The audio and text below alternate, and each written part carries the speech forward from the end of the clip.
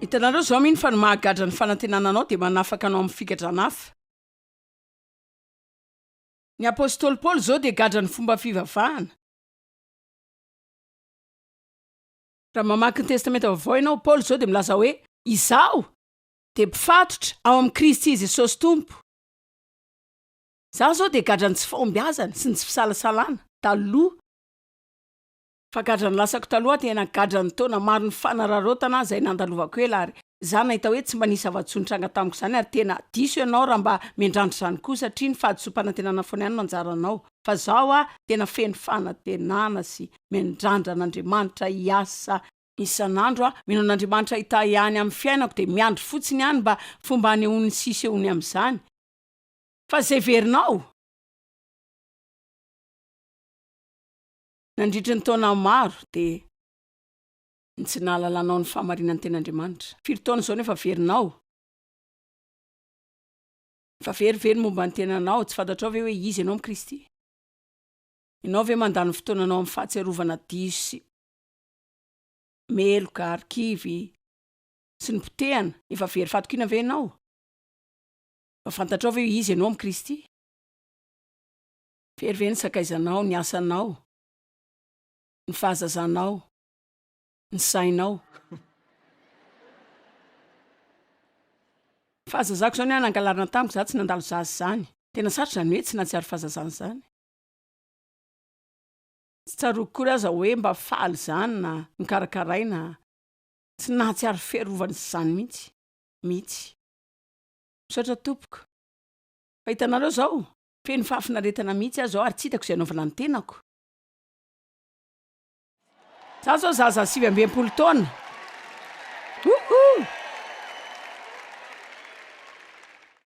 Hitanareo zao, vao nanomboka ny saina fotsiny nareo hoe tena azonareo ve zany? Mitombona ve zany lazainy zany?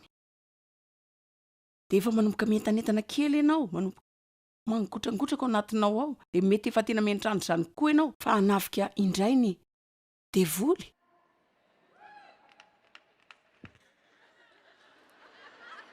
Aroavy amin'ny fomba hafa miantrany tany aloha indray izy.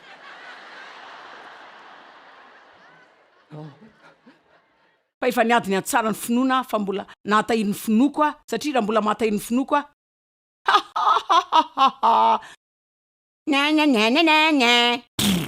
Dia mandroso ihany.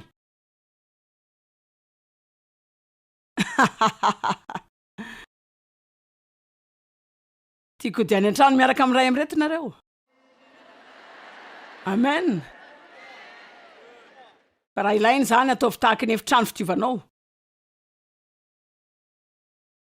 Fa rehefa toy ireny fahasimban'ny ireny zavatra rehetra jerenao dia tira amin'izany efitrano fitiovana izany, alefaso ny rano dia alefaso mafy mba tsy hainonao tabataba, dia milaza hoe za mino fa Andriamanitra dia anao zava-mahagaga amin'ny fiainako.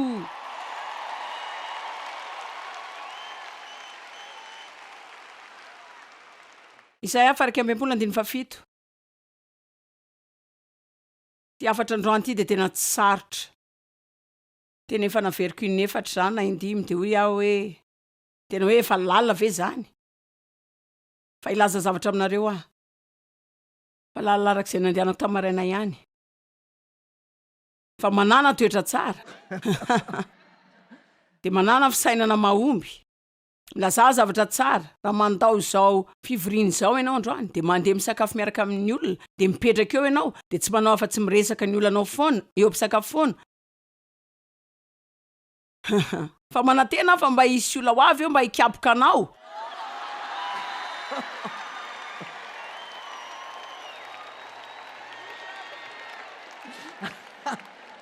Zany hoe ny tiako resana dia hoe tsisy afaka ilaza izay ataon'Andriamanitra amin'ny fiainako mihitsy. Dia izao no lazaiko anareo, za dia mpifatotra manana fanantenana, onerana avy roa eny amin'ny enatro aho. Amen.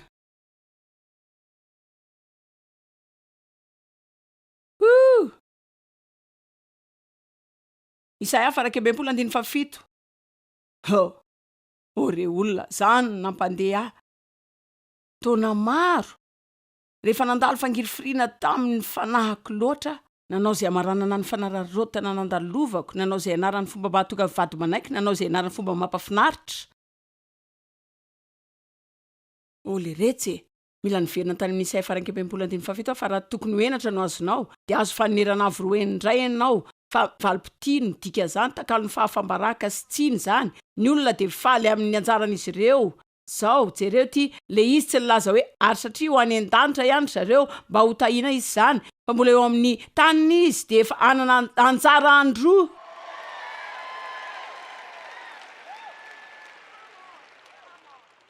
ny am'izay veriny de fifaliana mandrakizay aiko fa ny sasany aminareo nandalo alahelo sasany aminareo tonga amin'ity conférence ty milaza hoe Andriamanitra mila manana fitsarana mila miteny zavatra amiko ianao tena mila teny fa ity no teny ho anao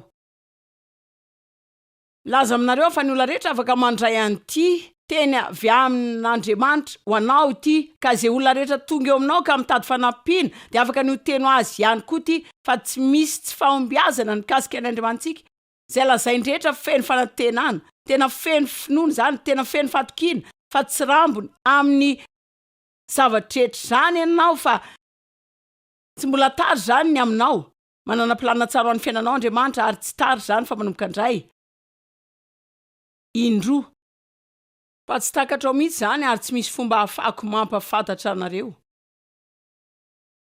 ny am'izay nataon'Andriamanitra tamiko de hoy nareo hoe tena mety tsara taminao mihitsy zany zao jereo zany toetra zany mihitsy no ezahako hoe sorona eto zao zany mihitsy no eto zao tonga de asitsika amin'ny lohany zany tena mety tsara aminao zany zao tena faly afa voata ianao azoko nareo sa tsy zany tsy afainareo ny zavatra ilaina lazainareo raha nataon'Andriamanitra ho an'olona ray zany de ho ataony amiko za de tsinotsinona fa tsy mijery tavan'olona Andriamanitra rehefa mahita ny fandresen'ny olo-kafa ianao de aza mialina sy manao lolo-po fa aoks zany mba ho fampahirezana ho anao fa raha afaka nanao zany ho anazy Andriamanitra afaka ataon'Andriamanitra ho anao zany tsy hitako zay fomba hitantarana ny fiovana rehetra teo amin'ny fiainako fa ny zavatra rehetra zay lazaiko anareo re olona de ilaina ataonareo amin'ny fahasoavana sy ny famindrapon'Andriamanitra fa mila manao zany fa tsy vitako tamin'ny fipetrahana sy fandriana fotsiny mila miady ny atsara ny finoana ianao ao amin'ny Job 2:17 mahita ny fanerana avy roeny any Job sika de reo rehetra zay veriny rehefa nivavaka ao an-namana izy ka namela azy ireo aleo mba ilaza zavatra tena matitra tsara aminareo zao aza mendrandra zany mihitsy ianao raha mbola tezitra amin'ny olona foana ianareo ve zay nilazaiko fa mbola veriko ihany zany aza mendrandra zany mety eo amin'ny fiainanao raha mbola manana fangidiana sy lolo-po tsy famelana tsy iny sy tezitra amin'olona ianao ary mampalahelo de hoe zana nao asa tamin'olona efa ela be mba halala zany avy amin'izay afaka nitoriko fa teo amin'ny 20% kristianina de tezitra daholo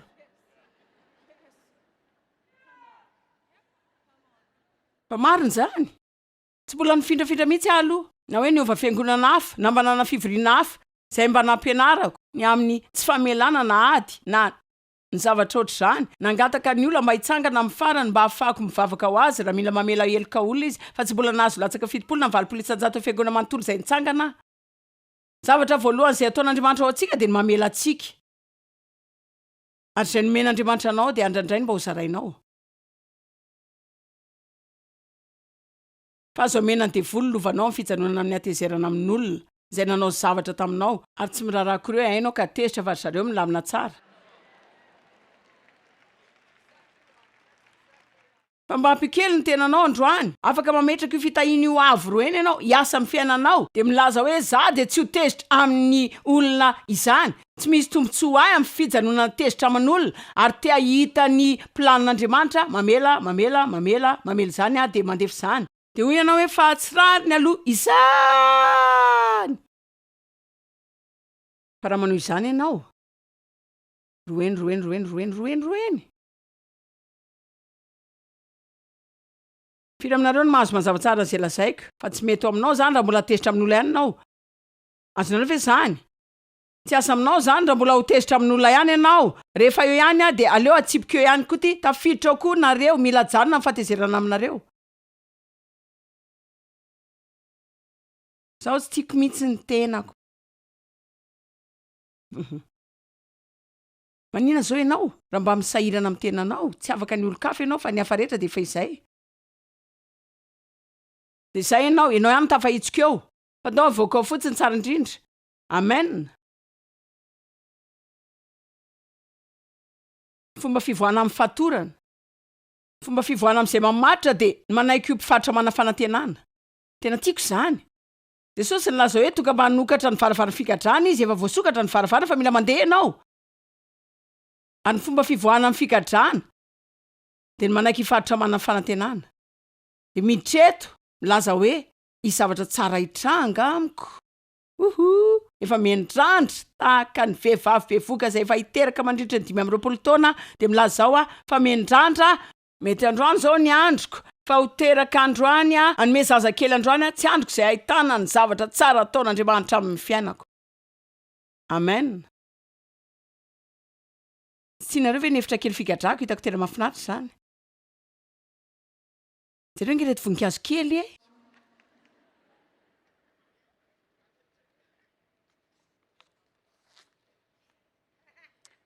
Fitahina avy tonga amin'ny olona manana saina roa.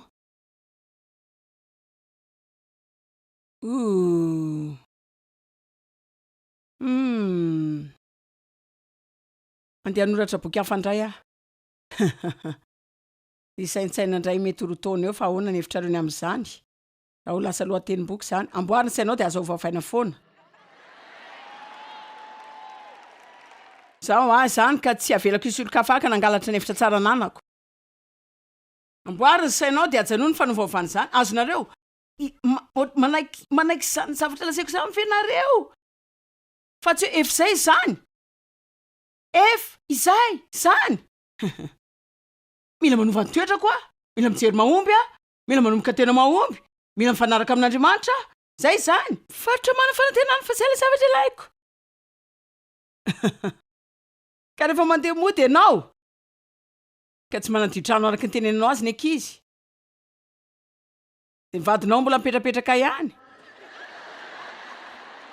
Tsy nanjo ny karaha izay nasainao mba ho dioviny. Tsisy olona mba manao izay nasainao nataony. Ny trano feno korotana. De manontany zareo inona nandrahoinao androany hariva. Zaho, ianao efa saika hanova ny sainao. Efa saika na saim-baovao mihitsy ianao. Fa tsy mety amiko ty zavatra ty, tsisy olona hafa miaina eto mba hanakarazana toetra fanantenana izany. Tsy any manana saina roa tsy mahazo ny fitahiana avy roa eny. Raha eto aloha de mora ny mampiasa zany, fa rehefa mody ianao no mila mampiatra zany. Mara zany sa ahoana mila mody any an-trano ianao mifona aminareo amin'ny teneny izany. Ny ankamaroan'ny olona nikasihan Jesosy nilaza tamin'ny hoe avelao anaraka anao de tonga de araka aminao azy zao vao izy hoe andehana mody aseho azy ireo inona zava-dehibe nataoko tamin'ny fiainanao. Fa mila mody any an-trano ianao de maneho amin'ny olona fa efa niova ianao.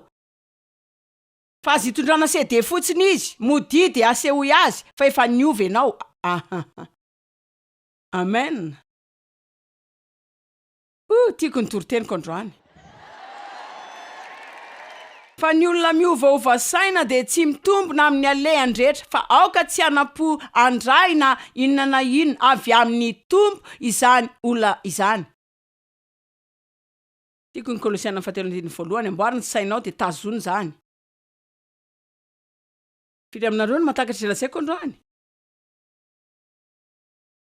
Fa tsara anao no manapa-kevitra de ny eto fa te hananantoka fa hiazona ny sainao ho tsara ianao. De amboarina ny sainao fa Andriamanitra manampilana tsara anao fa tsy ho an'olo-kafa atao amin'ny hefitrato zany fa ho anao mihitsy. De hoy ianao Joyce tena tsy hainao mihitsy ny mafy ny ratrako zao. Nisy madama nanatonatiny any an-tsena indray andro de hoy izy hoe ianao ny Joyce Meyer marina de hoe ie de hoy izy afaka vavaka ho avy ianao de nanontaniako fa inona ilainao de hoy izy za sy ny vadiko de missionnaire. Manangan-jaza avy amin'ny asa mission zahay. Vadiko zao de vao avinody 14 taona taorian'ny fambadinay de nilaza fa hisaraka indray hono izy. De hitanao zao zany karazana zavatra zany zao tena fa sarotra mihoatra noho izay heverin'ny olona fa sarotra zany. Haiko fa betsaka aminareo ny voaratra ary tsy tiako ny afatro kely sy mahafaly ary mampitehaka no henonareo tsy toy ny ho anareo. Laza aminareo marina, mahery ny fanantenana mivaingana ny fanantenana, ampandresinao ny fanantenana, fa mila amboarinao ny sainao de tsy hovainao zany. Tsy haiko aloha zany hoe hitanareo manafika ny devoly, zany hoe zay zavatra tsara rehetra izahantsika atao de manao zay anamboarana ny sainao ianao, fa ianao de andeha ody de andeha hanao toetra tsara ary misalasala miteny aminareo zao ary tsy tiako koa ny manao ty fa rehefa mody ianao zao de ho avy anohitra anao ny devoly de anao hoe rovina anao nampijanona zany fa tranoko vaovao ty.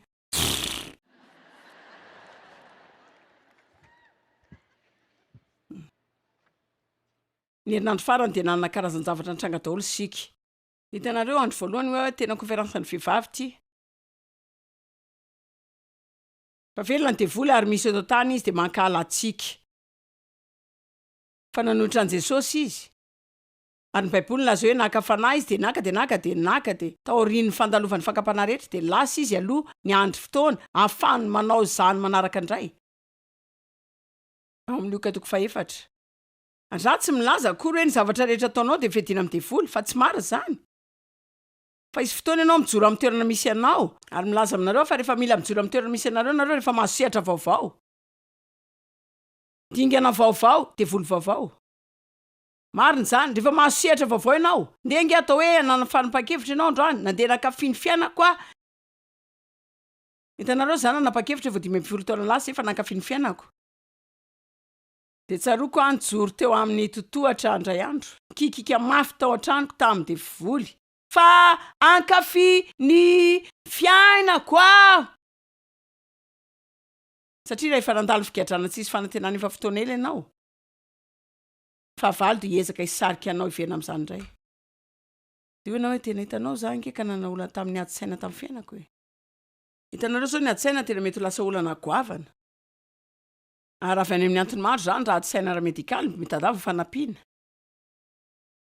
Raha karazana tsy firindrana amin'ny tenanao koa zany mitadava fanampiana. Raha miaina amin'ny karazana dalàna foana ianao, mianara fomba fikarakarana ny tenanao de matory tsara. Fa raha karazana zavatra ara-panahy zany, hoe toetra ratsy, fiainana amin'ny fiainan-dratsy, fisainana tsy mahomby, resaka tsy mahomby, de ity ny valiteniko ajanony zany. Tena mba naniry zavatra lalina kokoa fa zay le izy. Fa azy isa maraina, manomboa mivavaka hoe Andriamanitra tsy mahavidy zao raha tsy eo ianao, fa za mandany tsisy fanantenana. Hitanareo na ny alcorna tonga isan-taona ary tianay izy ny amin'ny misterany famindram-pony ao an-trano.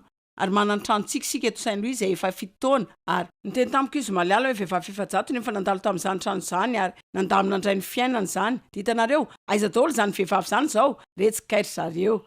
Tianay nareo rahavavy. Fa zao le zavatra. Hitanareo ny akamarondry zareo, saika efa voaratra daholo, tena voaratra daholo, fikorotanana ara-tsakafo sy ny voaka tsy niriana sy ny fanolanana tamin'ny lasany, ny famatoran-drongony sy ny alkôla ihany koa. Zany hoe eo amin'izay karazan'indray zay zao tsy misy malaza ny firy ato amin'ity trano ity. Fa eto aho ilaza aminareo fa Andriamanitra hanonitra avy enatrareo. Raha manaiky ny mpifatotra manana fanantenana nareo fa tsy manaiky ny olahaka zany aminao indray. Ary ny ilaina ataonareo de milaza hoe tena laviko ny fanimbany devoly ny fiainako manontolo. Mety ho efa nangalary 20 taona voalohany efa tsy azo ninina tsony izy. Firy aminareo reo zao no matsiaro afo kely anaty kibony ao androany zay zany devoly efa ampy azy zay. Fa tena akizay efa hay aho. Amboarina sainao fa tsara Andriamanitra fa manana planina tsara anao izy ary tsy maintsy ho azonao izany. Aferitsika rehetra hoe tsara Andriamanitra. Efa manana planina tsara ho ahy izy zao. Fa ity ny tena ho tenenareo mafy ary tsy maintsy ho azoko izay.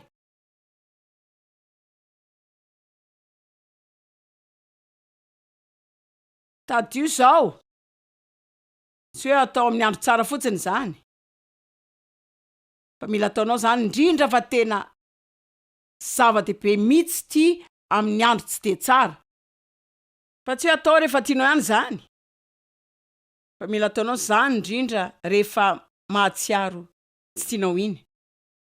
Amen. Romana 5:15. Fahaverezan'ny fanantenana makarary ny fo fa voalazany amin'ny obolana. Zavatra rehetra mikasika ny devoly dia ratsy. Hitanareo ny ankamaroany F rehetra ety, ny fankivy, ny fanimbany, fahadisom-panantenana, fiasan-tsaina, fahafatesana. Fa Jesosy ny voninahitsika sy fananganana, fampitrakana ny lohantsika. Zao. Amin'ny alalany nahazoantsika fanatona ny fidirantsika fa ampidirantsika tamin'ny finoana ho amin'izao fahasoavana toetra ny fitiavan'Andriamanitra izay itoerantsika izao. Matotra sy voaroka dia ho afaka hifaly amin'ny tsy fanantenana. Aoka sika hifalifaly amin'ny fanantenana, fanandramana sy ny fankafizana ny voninahitr'Andriamanitra. Ianareo ve izany voninahitr'Andriamanitra? Fa fanehoana ny fahatsaran'Andriamanitra rehetra amin'ny fiainanao zany. Lay fanehoana amin'ny mazava mba ahitany rehetra zany, ny fahatsaran'Andriamanitra rehetra eo amin'ny fiainanao, hika daholo ny rehetra hoe isy zavatra tsara hitranga amiko. Zao jerena ny andiny manaraka.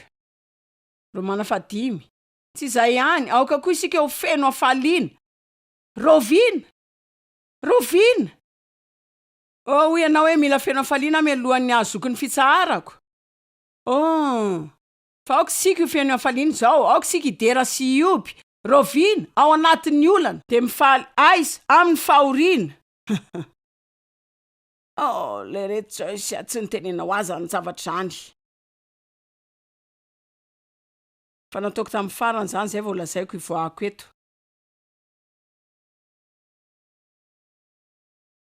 Jereo kely afa tsy mora daholo ny rehetra. Fa le rehetra tena zany ve ny vidin'izany? Re olona ny fiainana izay andrasan'Andriamanitra ho anao dia tsara lavitra mihoatra n'izay azonao heverina rehetra mihitsy, fa aza mijanona na reraka ao anaty afo. Averintsika kely zany. Aoka sika ho feno fifaliana zao. Aoka sika hifalina dia amin'ny fahoriana azo ianao hoe tena tsy mahatsiary faly, tena tsy voavako mihitsy fihetsem-poko. Efa voalazako anareo ny tokony atao. Fa mbola veriko indray zany zao. Isory amin'ny tenanao ny sainao, mandehana manao zavatra tsara amin'ny olo-kafa. Aoka ho fitahiana amin'izay alehanao rehetra ianao, miresama mahomby. Asotsikintsika amin'ny endrikao, jereo fitaratra dia mitsikia amin'ny tenanao fa mety samikina ianao isa maraina. Aoka sika hifaly amin'ny olantsika sy ny fahorintsika satria fantatsika fa ny fanerenana ny fahoriana mahatonga faharetana sy fahatsaram-panahy voazahatoetra. Ny fahatsaram-panahy voazahatoetra mahatonga fanantenana. Afaka malaza zavatra ve? Rehefa tsy maintsy atalo zavatsarotra ianao, zay ianao mitombo ara-panahy. Fa tsy mahazo famatorana ara-panahy sika, raha tonga dia mahazo izay ilaintsika rehetra foana. Fa azontsika zany rehefa tsy ampy ny fomba hakatsika zany nefa mbola misafidina anao tokony atao. Any karaza-toetra toy zany miteraka ny fahazarana, tena tiako ty ny fahazarana. Ny hafaliana afaka lasa fahazarana. Fahazarany hafaliana ary ny fanantenana mahatoky ny famonjena mandrakizay. Andiny farany andiny 5. Fanantenana ohatr'izany tsy mandiso fanantenana na mampahamenatra. Fa ny fitiavan'Andriamanitra narotsaka tao am-pontsika tamin'ny alalan'ny fanahy masina. Zao andraso kely aloha. Fanantenana ohatr'izany tsy mandiso fanantenana zany. Zao tsy efa diso fanantenana taloha. Dia inona ny dikan'izany? Zany karazam-panantenana zany tsy mandiso fanantenana zany. Zao hitanareo zao. Mety diso fanantenana ny amin'ny karazan-javatra manokana sika, fa tsy ho diso fanantenana ny amin'ny zavatra rehetra zany. Raha mijery zavatra hatramin'izay efa rany. Inona ny zavatra tsy indrindra mety hitranga raha mino an'Andriamanitra amin'ny zavatra iray sika? Hoe tsy azonao le izy.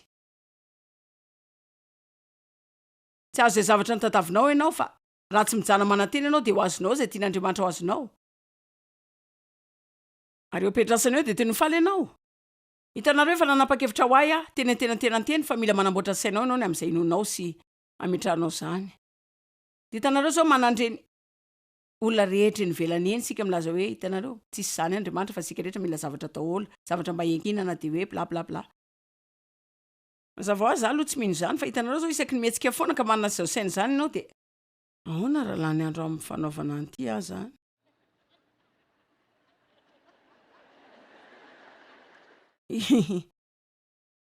hitanareo zany de saindevoly zany fa hitanareo zao isaky ny mihetsika koa de isy ohatr'izany foana de za zany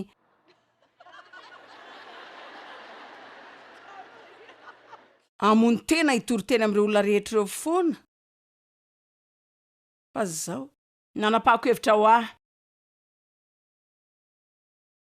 raha vitako daholo ny fomba rehetra hatramin'ny farany ka hitako fa nandany fotoana koa fa raha varatsiny amba faly fa nanao zany